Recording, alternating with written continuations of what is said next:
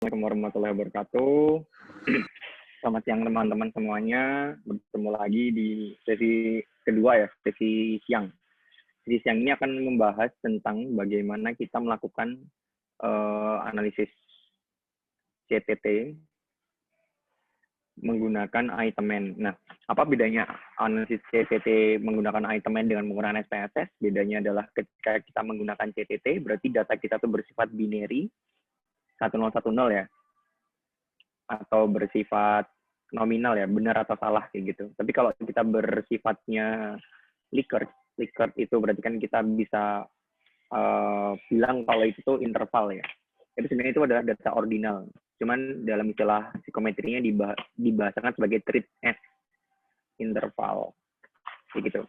Nah, kita akan mencoba untuk yang data nominal, karena data yang Likert pernah kita coba di awal sesi menggunakan SPSS ya, yaitu kemarin kita bahas corrected item total correlation, terus bahas reliabilitas, bahas endorsabilitas, itu di pertemuan pertama. Nah, sekarang kedua tentang lebih fokus ke maksimal performance gitu. Nah, ini akan aku contohin dulu ya nanti bagaimana cara mengoperasikan ininya, itemnya.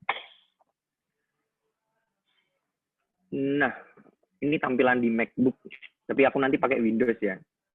Nah, ini tampilan si itemnya tuh kayak gini sebenarnya. Nah, tampilan itemnya tuh kayak gini, ini untuk masukin filenya. Nah, ini nanti kita akan edit data metriknya. Data metriknya tuh dalam format TXT ya. Tapi TXT-nya ntar nggak akan ada delimiternya. Delimiternya tuh nggak ada, jadi semua langsung jadi satu. Kayak gitu. Terus input format nanti kita akan ngedit di sini. Kita akan bahas satu-satu. Scoring option, bagaimana kita akan men-scoringnya. Terus output option. Nah, ini nanti kita setting outputnya mau gimana gitu.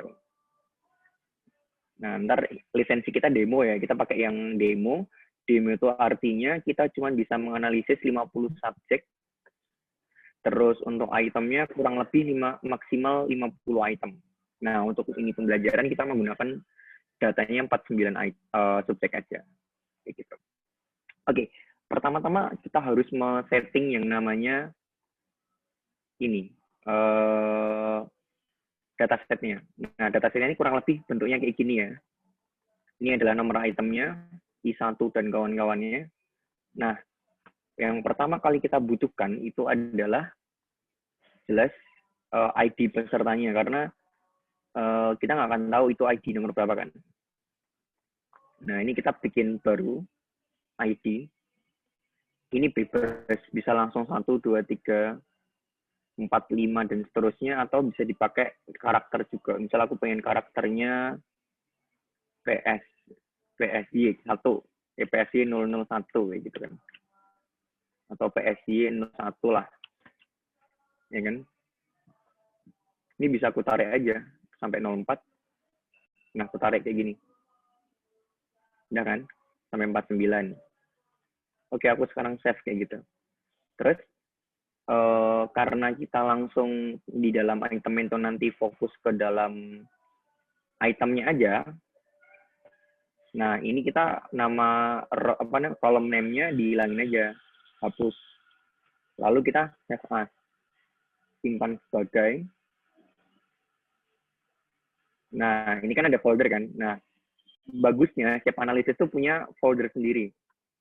Ini contoh folder hasil analisis latihan itemman 2011-20 ya. Ini. Nah, ini kan masih Excel ya. Kita ganti dengan TXT. TXT-nya tuh TXT yang biasa. Text delimited tab delimited text. Ini kan, nah judulnya kita bisa ganti tuh, terserah. Latihan item dataset TXT juga boleh. Ini contohnya ini. Oke. Nah, kita abaikan ini dulu. Udah kan?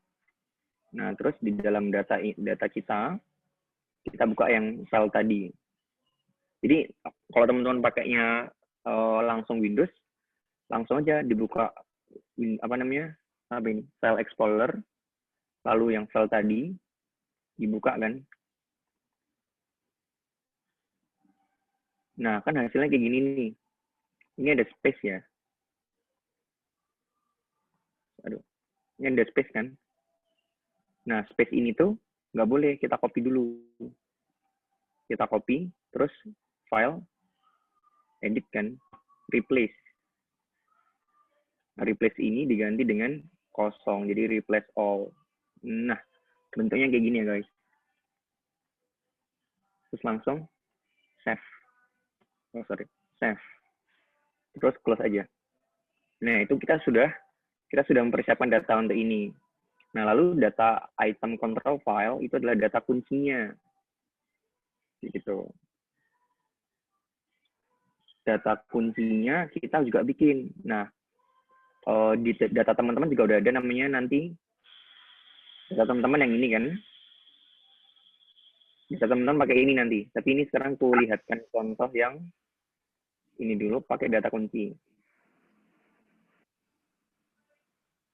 Nah, data kunci kan.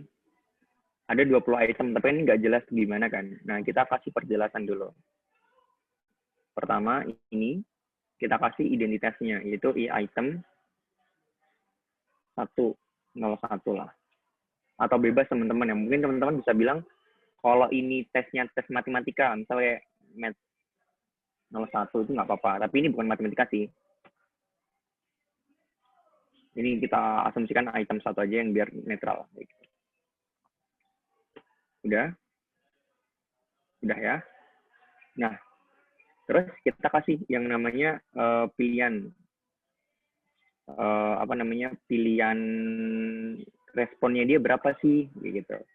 Kan kita di sini ABCD kan. Sampai E. So, oke, kita lihat. Kita pastikan ada sampai E enggak, gitu kan.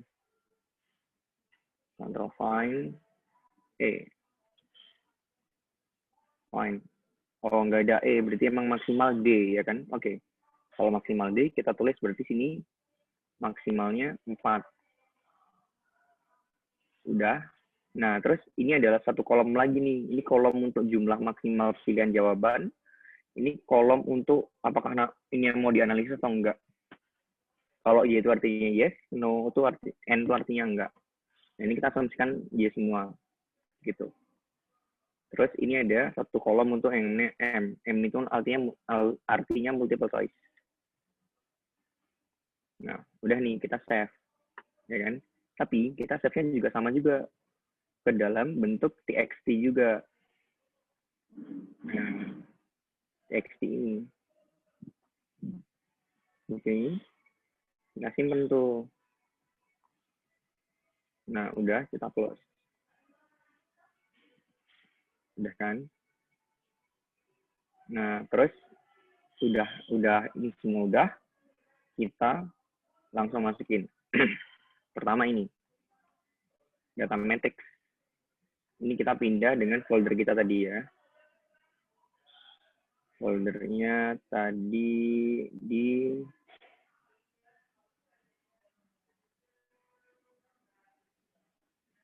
Google Drive. Mana Google Drive?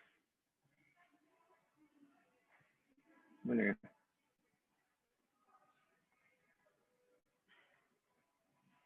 Google Drive.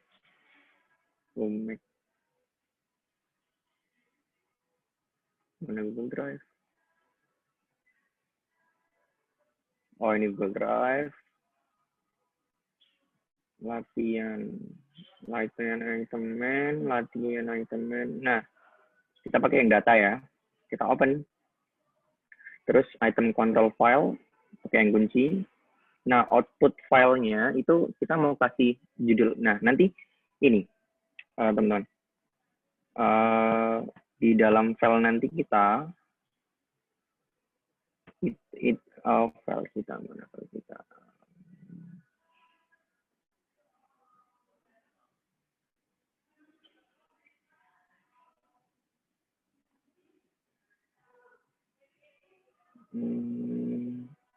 Dalam file ini, nah dalam file ini nanti, karena cuma ada 2 ya. Nah, si item ini akan mengenerate file, beberapa file untuk analisis kita kayak gitu. Nah, output nama file itu berdasar apa yang kita tulis di sini. Nah, ini kita tulis saja latihan item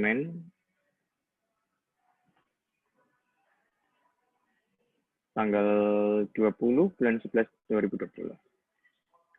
Run title-nya apa tuh? Run title-nya itu yang ntar yang ada di dalam judulnya lah. Misal kayak latihan perdana. Oke, udah. Nah, sekarang kita akan mengedit input formatnya. Nah, pertama number of examined ID column. Itu tuh fokus ke ininya. Nah, ini kan ID columns-nya kan ini. Ada berapa karakter kayak gitu kan? Ada 1, 2, 3, 4, 5. 5. Oke, berarti kita harus edit tuh.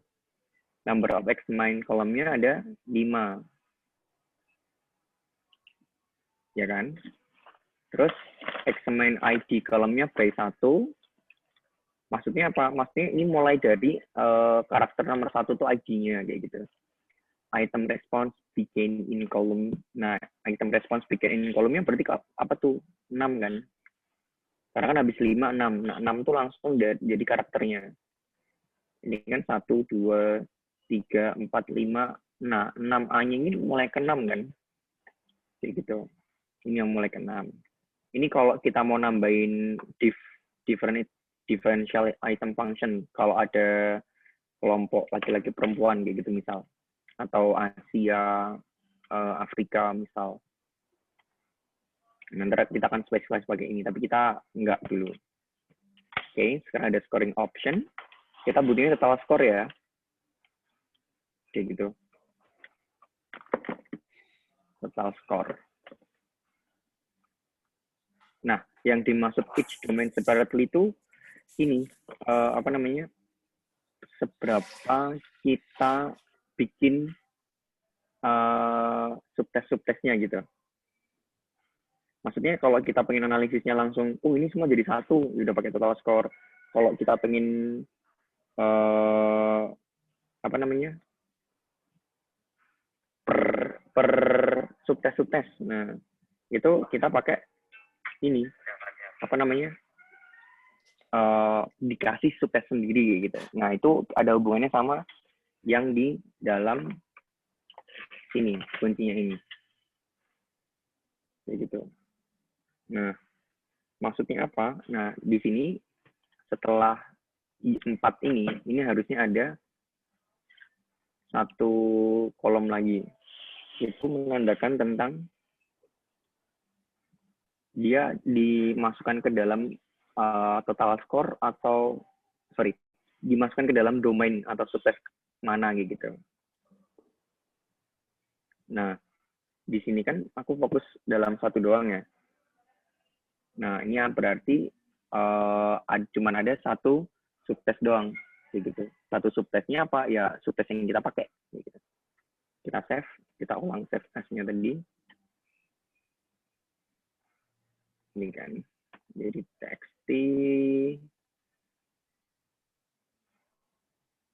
ganti dong. Yes. Nah, kita pakai total score ini.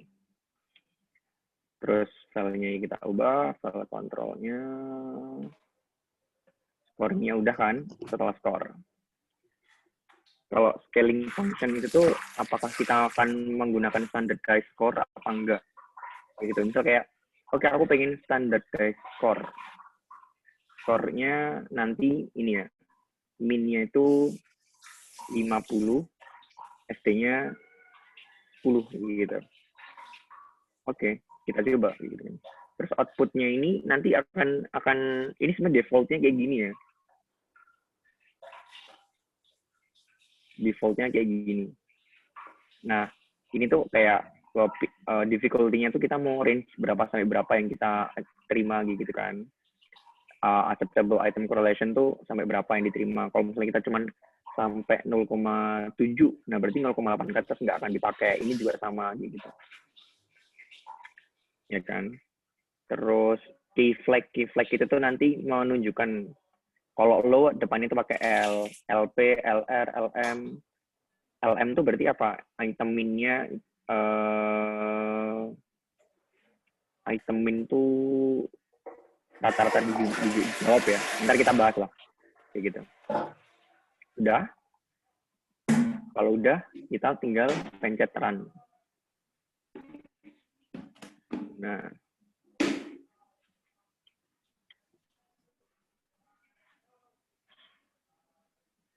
Nah, kalau kita udah selesai analisis, akan munculnya gini.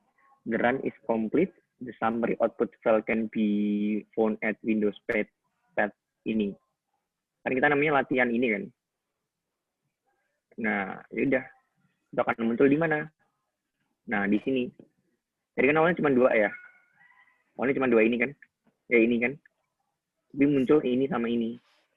Nah, kita lihat yang pertama tentang skor. Oh, buka.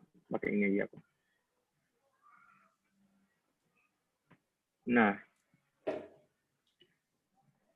ini bisa dibuka dengan cara gini. Text kolom.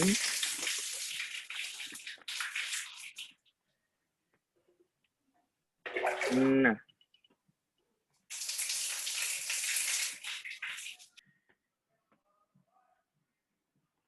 Nah, udah kan?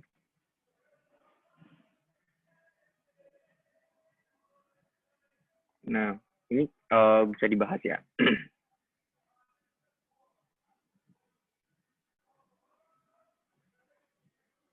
Oke. Pertama, kita bahas tentang nilainya orang itu ya kan. Nah, orang itu tuh ternyata menjawab benar. Ini orang pertama menjawab benar cuma 1 gitu. Ya kan? Maka skornya itu sebenarnya 1 kayak gitu. Yang lain 0, 19-nya 0. Nah, terus skor proportion correct. Ini kan ini dong, 0,005. 0,05 kali 20 kan sama aja 1 kan? Ini kali 20. 1 kan? Nah, berarti emang dia cuma benernya 1. Karena apa? Ya, karena dia sama dengan 1 bagi 20. Gitu. Terus, rank-nya, nah kalau kita ranking kan, dia tuh ranking 49. Ranking carry dewe lah. Kayak gitu. Terus persentilnya dia persentil ke berapa? Nah, dari sini tuh kita langsung dapat tahu tuh, oh ternyata orang ini persentilnya ke persentil 0. Nah, terus ada grup nih. Grup ini itu artinya kita akan memasukkan dia ke kategori 1 sampai 5. Tapi ini bisa diganti tapi sebenarnya.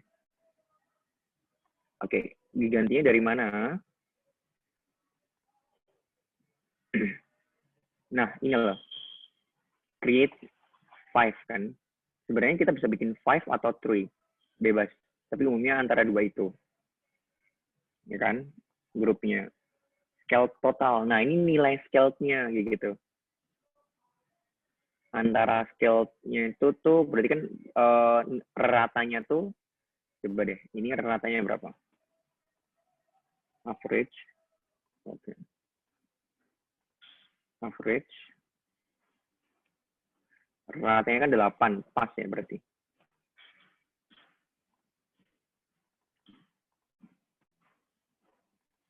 Ratanya 8, berarti yang dapat nilai 8, dia akan dapat nilai nih, nilai 8. Itu akan dapat nilai 50 ya. Coba. Nah, 8. Nih, 50 kan? Kayak gitu. Nah, terus kita lihat standar deviasinya. Standar P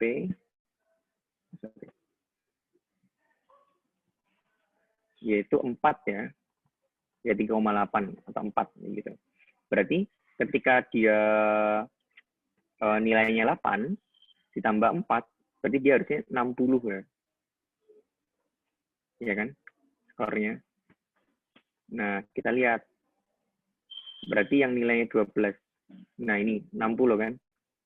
Itu namanya fungsi dari standardized score dengan min-nya 50, SD-nya 10. Kita bisa menggunakan SD yang lain juga gitu. Nah, itu kalau ini kurang begitu informatif kayak gitu. Itu yang dari output pertama. Oke, terus lalu output selanjutnya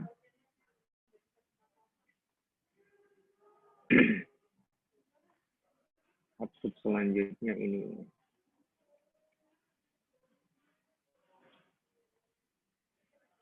Nah, output selanjutnya itu sebenarnya ini hasilnya kita gitu loh. Tapi dalam bentuk Excel. Nah, kita bisa bandingkan ya dengan output yang ini, RTF-nya ini. Oke, ini jelek banget kalau pakai MacBook. Kita pakai Windows.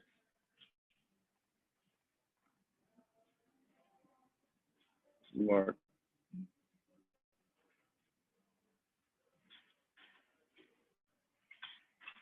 Oke. Cukup lama sih kalau pakai Word di tempat tuh.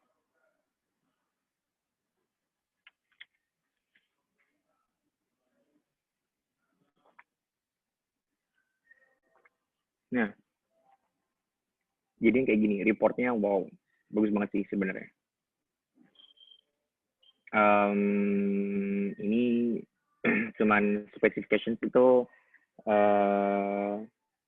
bahas tentang data kita tuh apa aja sih yang dimasukin kayak gitu.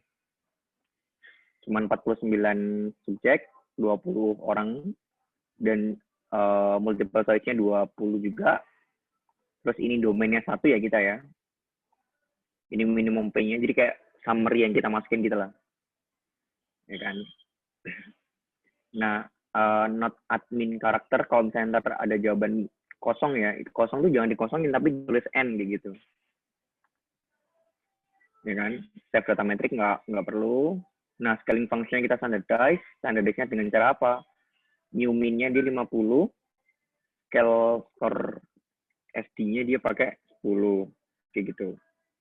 Dikotomus enggak, karena kita langsung ABCD kan. Kalau dikotomus tuh dia langsung 1010 kayak gitu. Butuh key. Ya kan. Kalau group ya tetap sama. Div-nya kita nggak pakai. Kita nggak ada ini. Special code untuk 1212. Terus next. Ini. Nah, kita bacanya itu pertama ini. Itemnya jelas. Min-nya tuh udah kita hitung tadi ya. Jadi rata-rata orang benar cuma 8 soal dari 20. Terus SD-nya tuh 39 ya. Terus min skornya ini, max skornya ini jelas. Min P itu kita bisa mengatakan bahwa, oh ini kan antara 0,31 sampai 0,7 ya. Kita bisa mengatakan bahwa ini itu tesnya termasuk soal sedang. Karena apa? Ya rata-ratanya berada di antara 0,31 sampai 0,7, yaitu 0,403. Nah, terus min RP bis-nya kan di atas 0,3 tuh. Masih kan nggak tadi gimana? Kalau di atas 0,3 sampai 0,4 itu memuaskan. Kalau di atas 0,4 itu bagus.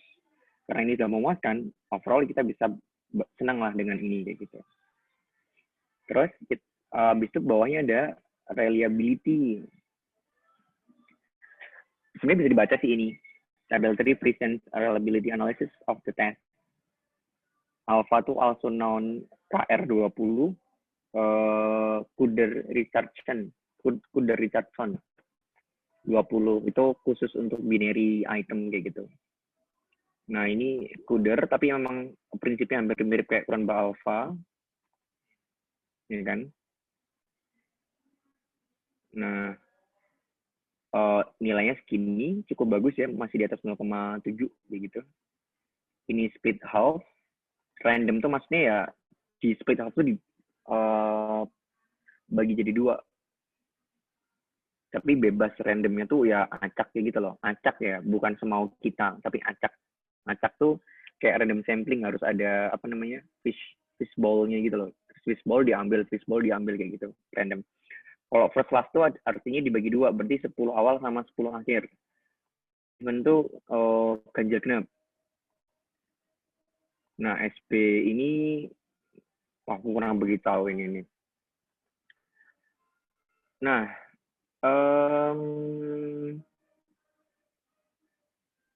ini selanjutnya summary statistik for flagged item. Itu tuh artinya kita akan bahas tentang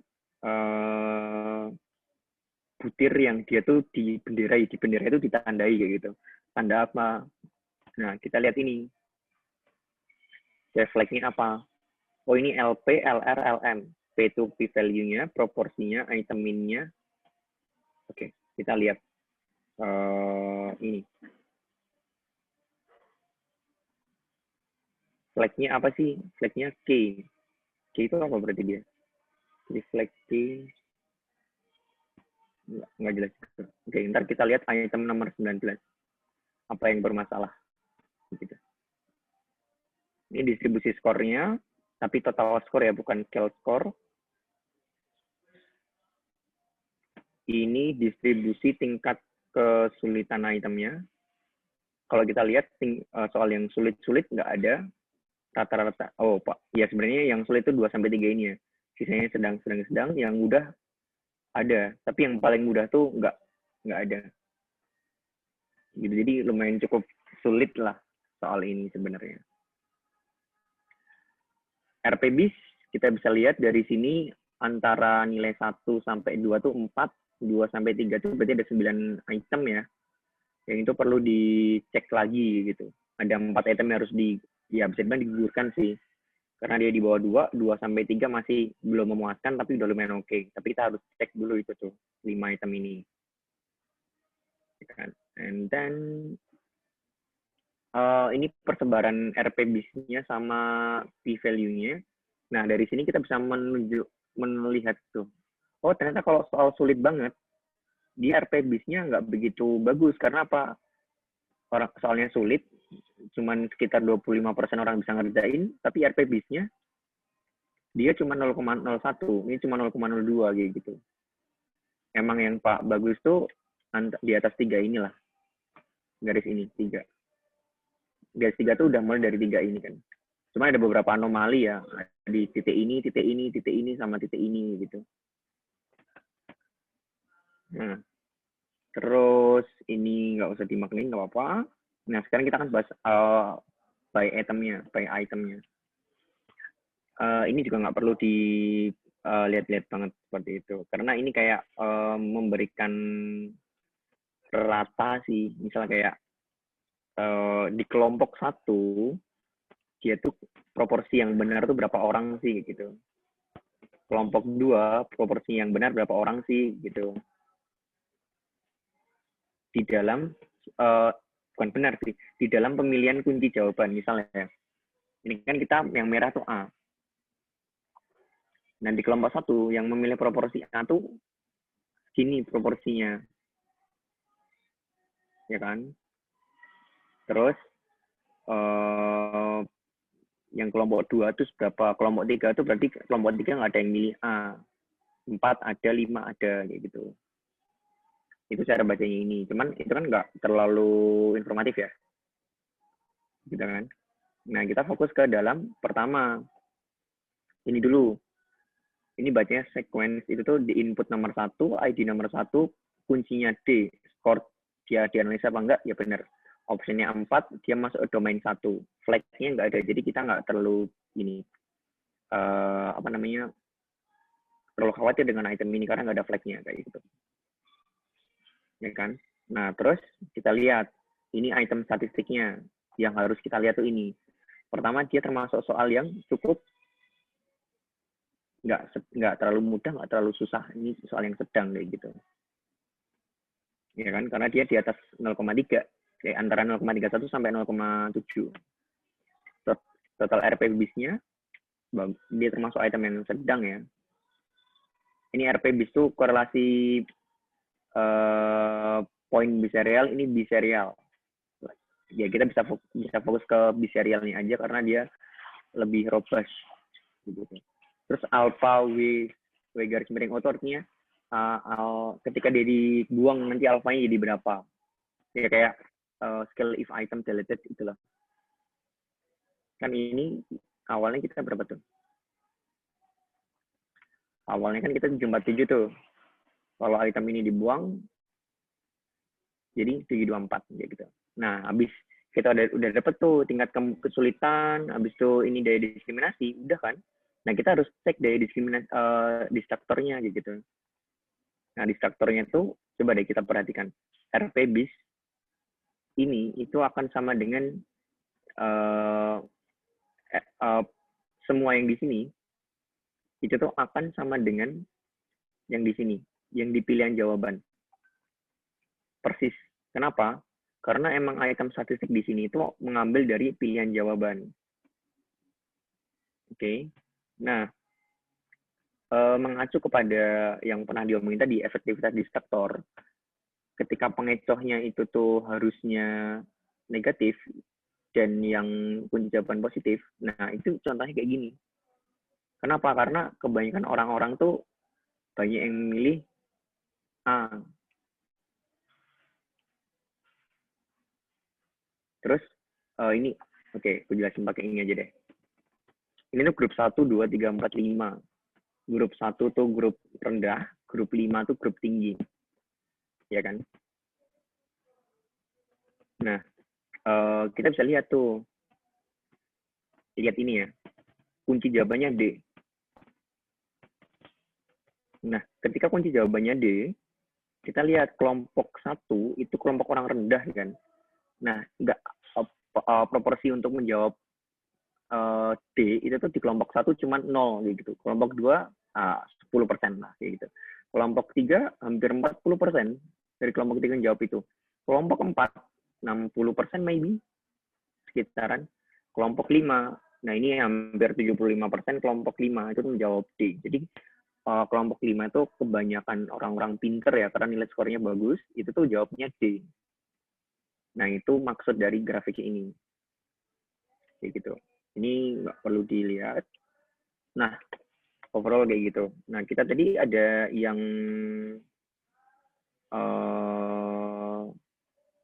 kasus nomor 19 ya. Nah, ini contoh. Kasus juga. Kasusnya RP base-nya ini positif, nggak negatif. Kayak gitu. Ya, ini tetap positif, bagus. Nah, di dalam kasus ini bukan berarti kunci jawabannya ganda. Atau ini tidak berfungsi dengan bagus destruktornya. Ini sangat bagus karena dia kayak antara orang yang bagus sama orang yang rendah ya sama-sama setara milihnya. Ya gitu, cuman lebih banyak orang yang pinter untuk milih itu. Tapi bedanya dikit banget. Ibaratnya kayak kalau dari 9 orang ini, orang kelompok pinter sama orang kelompok bodoh, itu orang kelompok pinternya 5, orang kelompok bodohnya 4 ya gitu. Makanya jadi nilai RPBS-nya positif tapi kecil. Tapi it is acceptable. Gitu. Oke, terus ini juga sama ya. Nah, ini sama ini.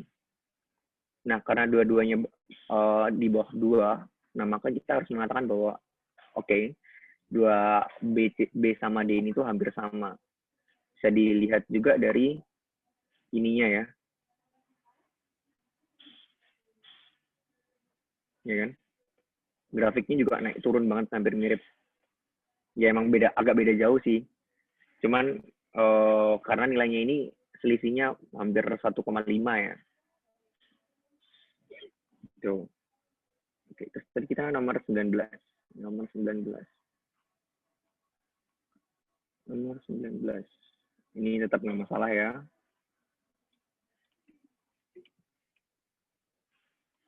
Sembilan belas.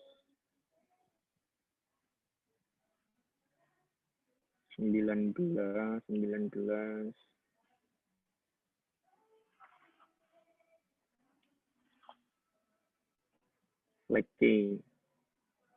Nah, ini yang dimaksud. Nah, kita bicara tentang flagnya di sini. C itu artinya huruf C itu artinya K kuncinya. Di sini dia memberikan tanda bahwa secara statistik ternyata kuncinya bukan A dong, kuncinya C gitu. Kenapa C? Karena kita bisa lihat ini apa namanya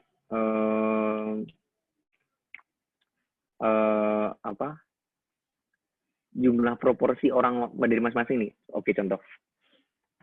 Pertama kita lihat jelas dari RP-BIS-nya ya. RP-BIS-nya lebih bagus yang C. Artinya apa? Yang C itu bisa membedakan mana kelompok orang-orang pintar dan orang-orang bodoh gitu. Lihat dari sinilah. Yang C ini orang bodoh yang ngerjain paling cuma 15% ya. Terus yang orang agak bodoh itu 10%. Orang yang sedang dia hampir 40%. Yang ini sama ini hampir ya 25-30 lah kayak gitu. Tapi bayangin dari yang A. Yang A itu kelompok bodoh itu bisa ngerjain hampir 35% lah ini ya, asumsikan. Terus 2-3 nggak bisa ngerjain. Yang 4 ya bisa ngerjain. Ngerjainnya 30% ini hampir 40%. Tapi karena ini banyak, jadi nilai RP-BIS-nya turun. Kecuali kalau ini turun, nah itu akan naik lagi. Makanya dengan ada kasus kayak gini, kita harus mengecek apakah pilihan jawaban C itu beneran bener apa enggak. Kalau ternyata pilihan jawaban C bener, berarti kita salah kunci. Tapi kalau ternyata salah, nah berarti kita bisa mengatakan dua hal. Satu, memang cara ngajar kita salah sehingga kita gagal memberikan penjelasan yang benar terhadap mahasiswa kita kayak gitu. Gitu. Nah, terus kalau misalnya item ini dibuang, ya kan? Jadi gimana? Jadi nambah walaupun dikit, gitu. Nah, itu interpretasi dari ini. Pas ada 3 kan. Nah, itu interpretasi dari item man. Sampai sini ada pertanyaan? Teman-teman? Mas, Ya? Tadi kan bikin codingan apa kuncinya dulu kan di Excel. Nah, itu memang default-nya kayak gitu ya. Maksudnya ada ID, ada apa tadi? Terus ada yang nomor 1, terus YM gitu. Itu memang default-nya kayak gitu ya? Iya, memang default-nya kayak gitu. Jadi sebenarnya item man itu default-nya sama dari tahun ke tahun. Cuman yang item man lama itu tuh dia antara kunci jawaban dengan datanya itu jadi satu. Kalau kita kan enggak. Nih ya, coba aku liatin. Input data item man 1.6 kalau nggak salah.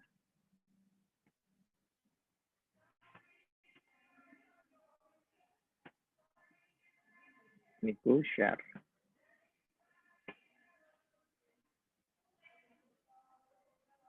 Nah, ini kelihatan ya. Nah, ini tuh dulu item man kayak gini gitu. Sebenarnya kita kan juga sama juga tuh, ya kan? Yang bawah ini kan datasetnya kita. Bawah itu kan berarti kita akan pakai yang bawah tuh kan kita pakai yang ini kan. Ya kan? Sama kan? Sebenarnya ini cuma sama yang bawah. Yang ini. Sama kan?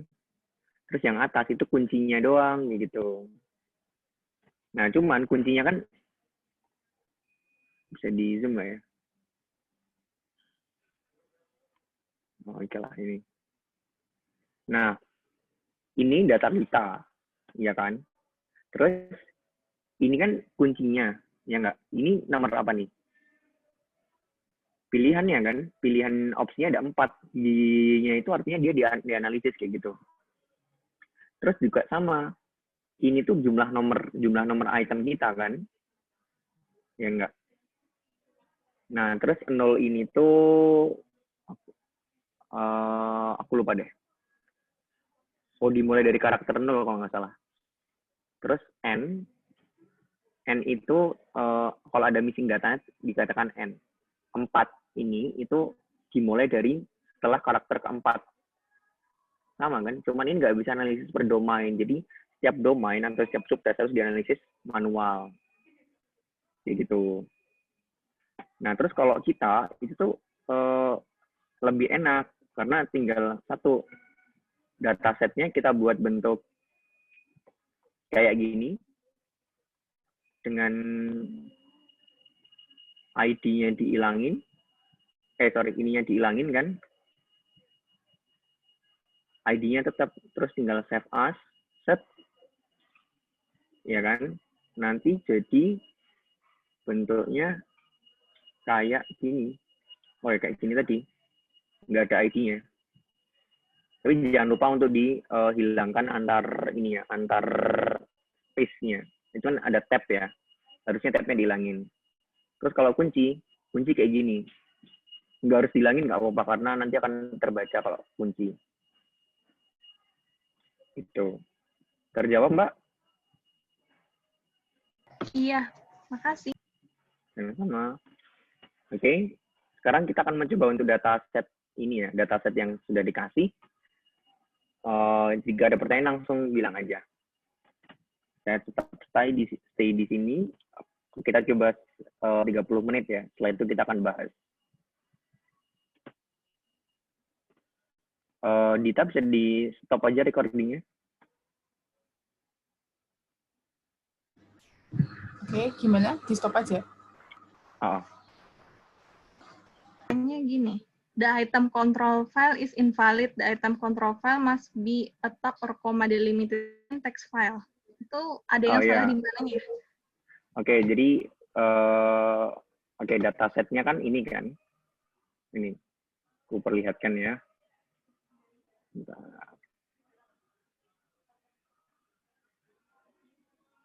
Oke.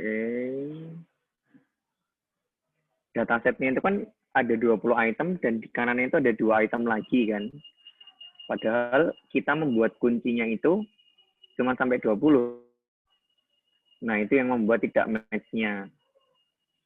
Paham nggak, Mbak? Ini. To share screen.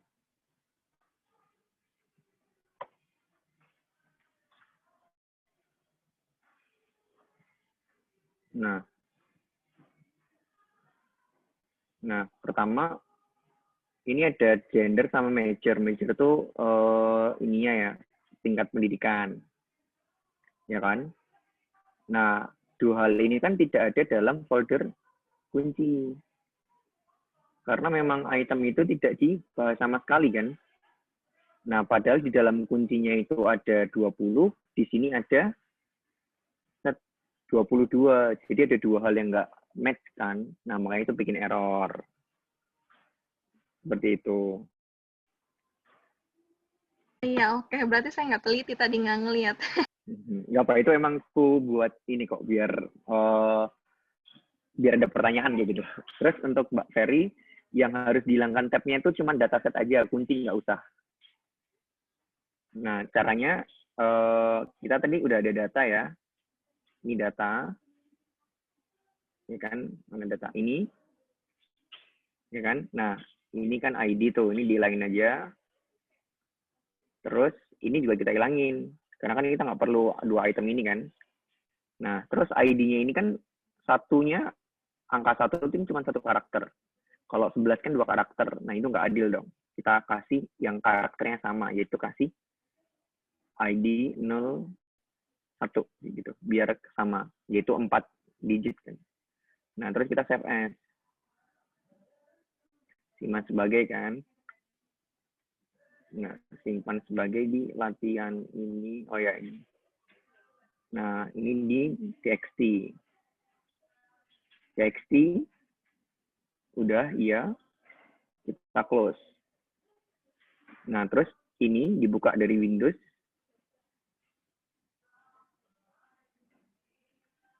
Yang latihan itemen kan. Buka dari Windows.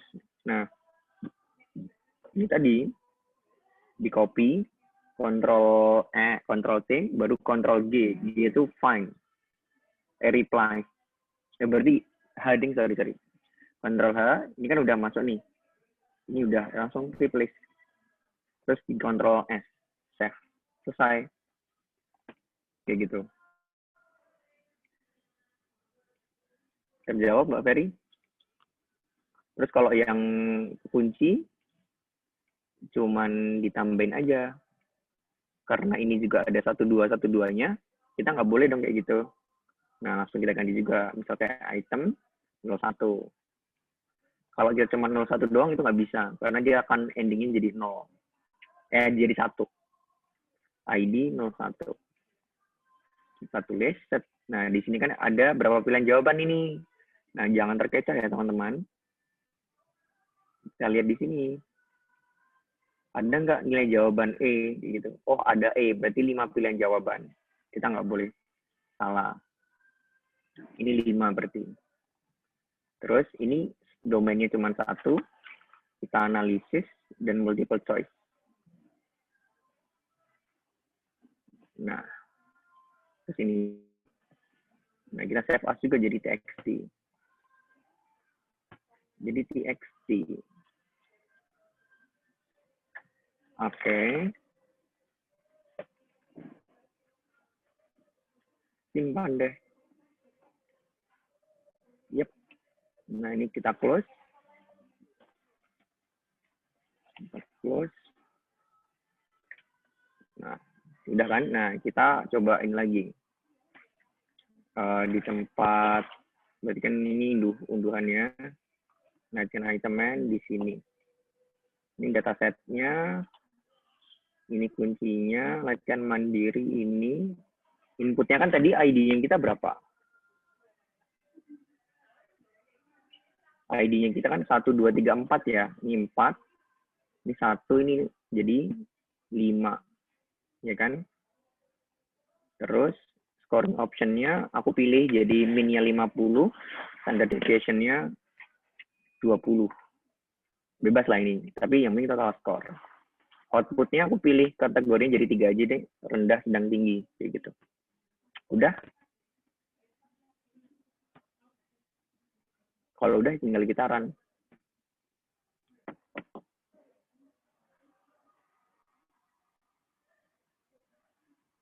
Nah, udah oke.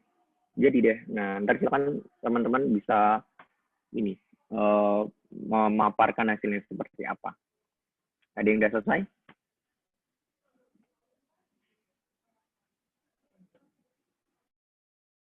Ada yang udah selesai?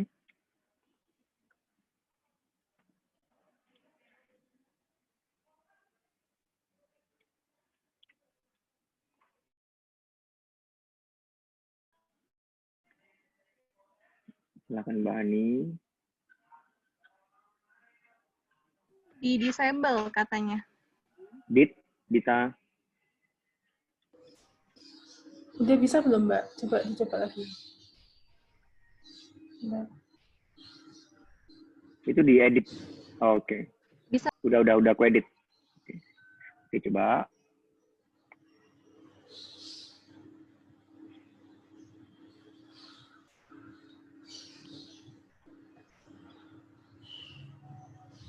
Mantap.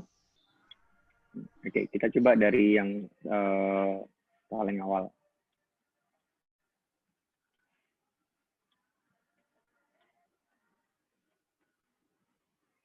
Oke, gimana?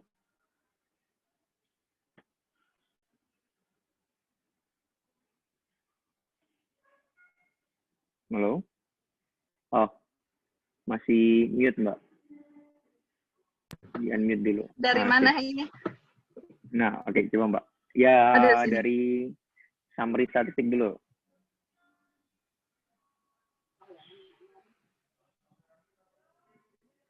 Ini kayaknya diskriminasinya termaksud baik ya, 0,6 ya nggak sih?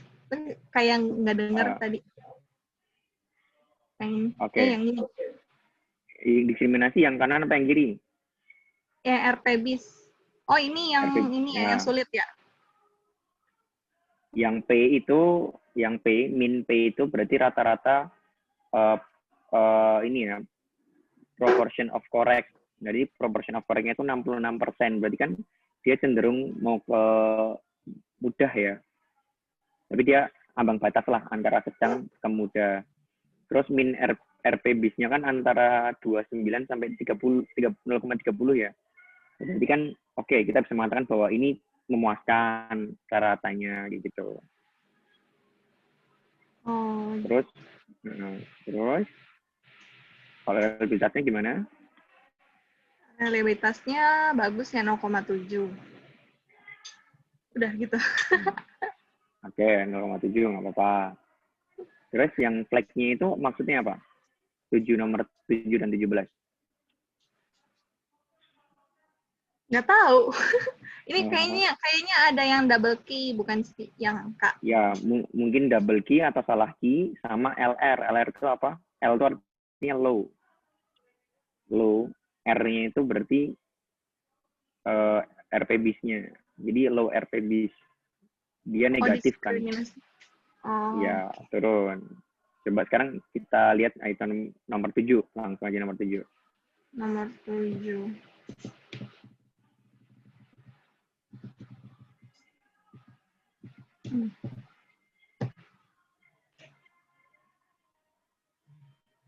Oke.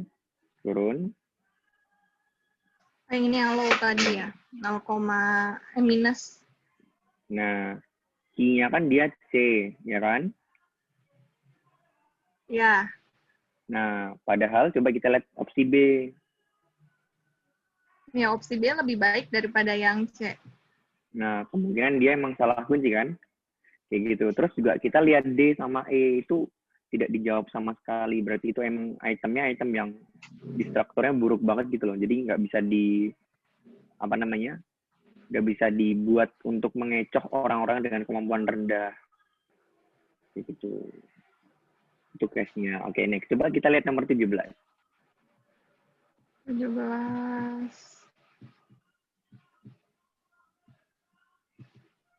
Nih.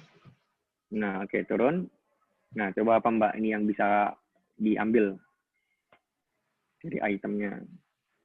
Kalau ini diskriminasinya ya, ini double key karena yang kunci jawaban diskriminasinya 0,1, tapi yang D lebih baik daripada yang C. Gitu. Ya, benar. Harusnya kuncinya D kan, karena banyak orang yang orang-orang pintar banyak memilih D. Cuman belum tentu ini salah kunci atau double kunci. Nah, kita harus secara kualitatif cek dulu secara konten masing-masing pilihan. Kayak gitu. Cuman kita bilang aja mengindikasikan salah kunci atau double key. Kayak gitu. Oke, ini udah mantap banget. Thank you Mbak Hani.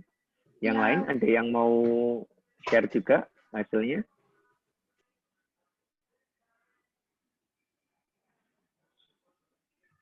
Cek Mas. Sama persis kayak Mbak yang tadi Mas. Sama persis ya? Oke, berarti Mas Widi udah berhasil. Coba bisa share Mas? Boleh. Sebentar Mas. Ya, coba Mas jelasin salah satu item lah yang menurut Mas unik. Waduh, belum dicek semua nih Mas. Ya, apa? Mas. Belum dicek semua, baru tadi 7 dan 17. Oh, nggak apa-apa. Pilih aja satu random Mas. Oke, sekarang coba random nomor 15. Oke, sebentar Mas. Oke.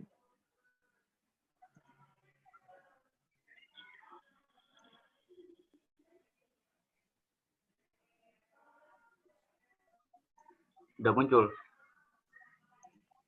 Oke, itu nomor 17. Sekarang coba kita cek yang nomor 15, Mas. Coba Mas ini mempresentasikan nomor 15 itu bagaimana? Oke. Nah, ini nomor 15 bisa kita lihat ya.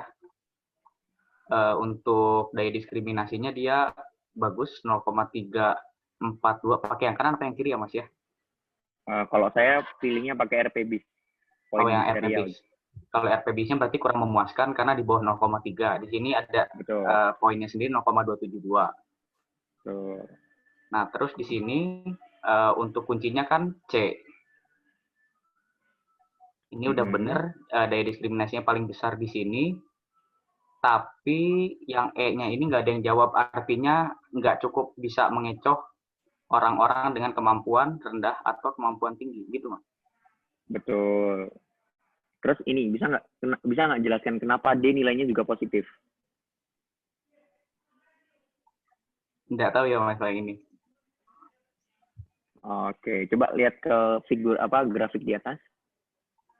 Yang ini Mas? Iya. Nah, coba kita lihat yang D ya Mas ya. Yang D kan orang pinter jawabnya, itu kan orang pinter 5 ya. Grupnya grup 5. Orang biasa grupnya grup 1. Nah, proporsi 5 sama 1 tuh hampir banyak kan. Hampir setara lah kayak gitu. Cuman di nomor 4-nya dia lebih banyak. Ya enggak? Nah, makanya kelompok orang pinter itu dia lebih banyak dikit daripada orang bodoh menjawab benar di dalam item itu. Makanya dia D-nya itu poin biserialnya positif. Tapi positifnya nggak terlalu banyak gitu. Oke, Mas. Dan itu masih tolerable sih untuk dalam sebuah item. Oke, coba sekarang nomor 8 Mas. Acak, nomor 8.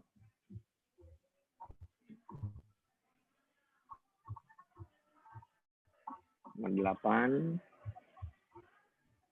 Ini Mas. Oke. Nah, ini kalau yang ini koefisien poin biserialnya 0,338 berarti sudah bisa cukup memuaskan. Nah, untuk yang ini kuncinya tepat ya, ini yang paling besar koefisien poin biserialnya yang C, yang D sama A ini nggak ada yang ngejawab. Jadi kurang daya distraktornya kurang bagus. Benar. Terus kalau secara kesimpulan, menurut Mas ini itemnya dibuang apa enggak? Kalau dari saya sih dibuang ya Mas. Yang D sama E-nya harus diperbaiki. Setidaknya diperbaiki yang D sama E-nya ini Mas. Ya, benar. Jadi kita mempertimbangkan nilai P-nya dulu ya Mas ya. Ini kan P-nya berarti tingkatnya di apa? Yang mana Mas? Nilai P. P-nya 0,6 berarti ini agak mudah. Ya, menuju ke mudah ya, tapi masih dalam kategori sedang. Nah, karena itu masih dalam kategori sedang, berarti kita masih fine aja untuk mempertahankan, karena nggak semua banyak benar di situ. Karena D dan E tidak berfungsi, maka orang-orang pintar tuh jelas memilih itu, sehingga tidak bisa mengecoh kan. Nah, makanya kita cuma ganti opsi D sama E. Iya, Mas.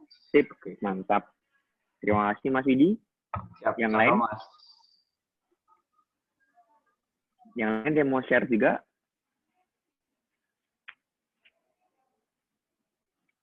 Yang lain? Oke, mungkin sudah cukup ya. Untuk menutup sesi ini, apakah ada yang mau ditanyakan atau dikonfirmasi? Nah, item man ini itu sebenarnya sangat berguna untuk analisis soal-soal yang berbau maksimal ya. Maksimal performance.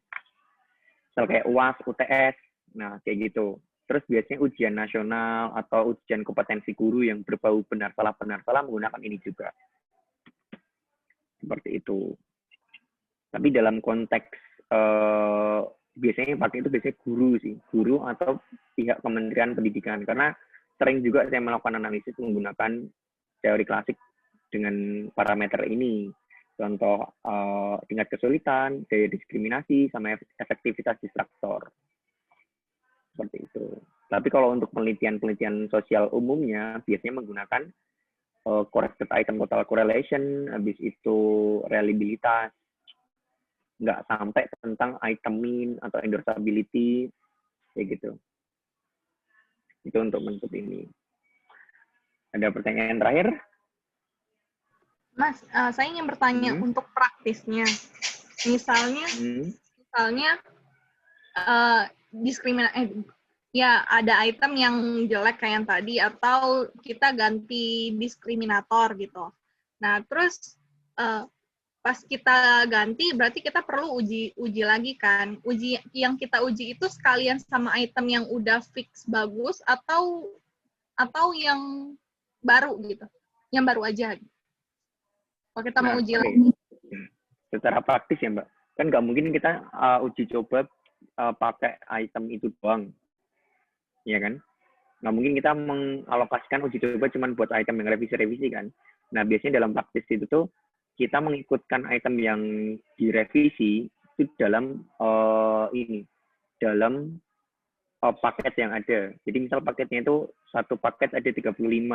Nah, soal sebenarnya itu 30. 5-nya itu ngikut. Kayak gitu. Paham nggak, Mbak? Oh, berarti dimasukkan sama yang udah bagus berarti kan ya? Yang direvisi ikut-ikut aja gitu. Nah, itu untuk memastikan propertinya bagus juga kan. Tapi nanti di analisisnya dipisah ya, Mbak. Jadi yang 5 itu tuh datasetnya langsung pisah. Kenapa pisah? Karena kan 5 itu tuh emang datanya baru. Yang udah bagus, datanya itu dimasukkan lagi ke data yang udah pernah kita dicoba gitu. Bisa dianalisis lagi, tapi sebenarnya nggak begitu banyak ngaruh sih. Tapi kalau yang baru ini, karena dia datanya baru, maksudnya baru itu berbeda dengan sebelumnya. Karena misal opsi C sama D itu kan berbeda tuh. Ya udah, kita nggak bisa masukin itu. Makanya dia dipindah lagi dan dianalisis sendiri. Tapi kita nggak fokus ke dalam scale-nya, tapi fokus ke dalam informasi untuk tiap-tiap butir. Kayak gitu. Terus kalau udah bagus, nanti udah masuk ke bank soal. Setelah dari bank soal, nah bank soal itu nanti kita bisa melakukan apapun, misal kayak CAT, bikin komputer adaptive test menggunakan tingkat kesulitan, gitu. Tapi itemnya udah bagus dari segi poin biserial, dari segi tingkat kesulitan, sama dari segi efektivitas distraktor. Ada gitu. minimal item, minimal apa maksimal item gitu kalau masukin item revisi ke item yang baru gitu? Oh, sebenarnya kalau sejauh aku membaca tidak ada minimal maksimalnya sih, Mbak. Cuman menurutku 5 tuh udah paling banyak kayak gitu. Karena kan ibaratnya ujian mereka sebenarnya 30 kayak gitu. Cuman 5-nya kan itu titipan kita kan. Jadi kayak semacam kita minta mereka sukarela untuk mengerjakan 5 item itu dengan sungguh-sungguh. Tapi waktunya pun juga akan berubah. Jadi kayak ini tuh ada kayak perdebatan tuh loh, boleh nggak masukin ini gitu. Tapi secara praktis, oke, kita menggunakan itu karena kepraktisannya. Misal nih, kita butuh ngetes 30 soal tuh waktunya cuma 30 menit. Karena ada 5 soal itu, berarti kan kita merubah prosedur jadi 35 menit kan. Kayak gitu. Dan bisa aja kemampuan orang tersebut itu terganggu dengan mengerjakan 5 soal itu. Makanya 5 soal itu diacak tempatnya. Biar ya dia murni ngerjain soalnya mereka dulu. Atau mereka dikasih waktu untuk ngerjain soal mereka dulu. Nah, soal titipan itu di nomor terakhirkan. Kayak gitu. Itu masih dalam perdebatan sih. Cuman secara praktis lebih enaknya kayak gitu. Tapi lebih idealnya ya, ini ideal ya. Ya kalau mau dicoba ya dicoba yang biasa aja gitu. Yang revisi doang, yang bagus nggak usah dicoba, langsung dipakai. Cuman kan dalam pengembangannya itu butuh biaya yang banyak ya. Misal kayak kita dari 100, kita butuh uji cobanya 20 item baru. Dan berarti kan kita butuh subjek yang sama juga dong. Misal kayak subjek awalnya udah 200 nih. Terus kasih reward satu orang 50.000. Nah, berarti kita bikin uji coba lagi dong. 20, 100 orang lagi. 50.000 lagi. Wah, mahal kan? Gitu. Subjeknya juga harus sama ya kayak gitu? Sebisa mungkin hampir setara biar informasi dari properti psikometrinya tidak terlalu berbeda. Siap. Terima kasih, Mas. Oke. Ada lagi pertanyaan? Kalau tidak ada, saya kembalikan ke Mbak Dita ya. Mbak Dita akan memberikan pengumuman juga. Oh iya. Kalau karena. Baik, terima kasih untuk Marvi. Selanjutnya karena jadi ada pengumuman untuk pelatihan analisis data sudah berakhir pada pertemuan kelima pada hari ini. Jadi pertemuan ke-6 ditiadakan. Oleh karena itu mungkin ada nggak ya mungkin teman-teman yang selama 5 pertemuan ada pertanyaan yang mengganjal gitu. Kalau misalnya ada, Mungkin bisa disampaikan sekarang, karena mungkin ini adalah pertemuan terakhir juga. Tapi kalau misalnya sudah paham dan sudah tidak ada yang perlu ditanyakan, langsung kita tutup saja ya. Jadi terima kasih untuk Bapak, Ibu, dan rekan-rekan yang sudah datang selama 5 pertemuan terakhir. Sampai dengan pertemuan saat ini, semoga materi yang disampaikan oleh para trainer bisa berguna untuk berbagai pengembangan ke depan, baik di pendidikan maupun di praktis. Seperti itu. Mungkin Marvi ada yang ingin disampaikan untuk terakhir kali sebagai penutup? Sudah. Ya, saya mewakili para trainer mengucapkan terima kasih sudah mengikuti ini. Mohon maaf jika ada yang kurang berkenan dari penyampaian kami. Dan kalau misalnya masih ada tanya-tanya, silakan bisa menghubungi kami juga. Apalagi sebenarnya kami mengencourage teman-teman untuk belajar tentang RStudio sih. Karena RStudio itu lebih aplikatif di dunia researcher global. Karena item sudah mulai ditinggalkan ya.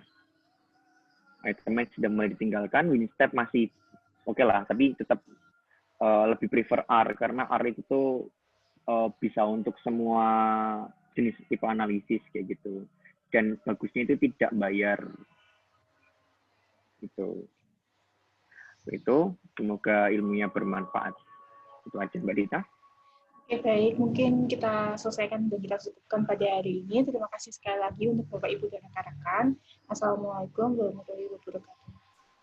Waalaikumsalam. Saya end meeting ya.